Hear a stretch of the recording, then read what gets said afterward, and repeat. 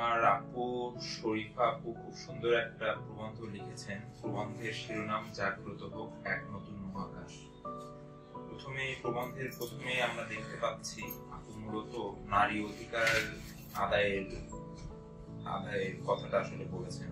বর্তমানে দেখা যাচ্ছে নারী পুরুষ উভয় সম্মিলিতভাবে একক প্রচেষ্টার মাধ্যমে সব ধরনের কর্ম পালন করছে, কিন্তু দেখা যাচ্ছে আর কি সবসময় আমরা পুরুষকে মূল্যায়িত করছি।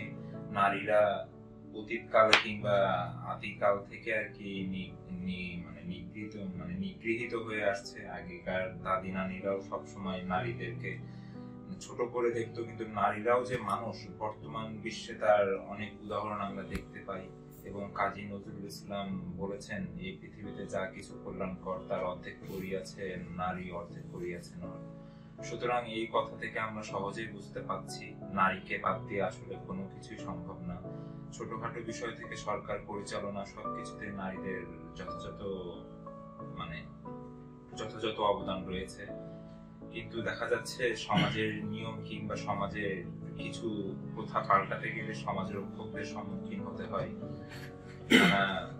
প্রতিবাদের সম্মুখীন হতে হয়।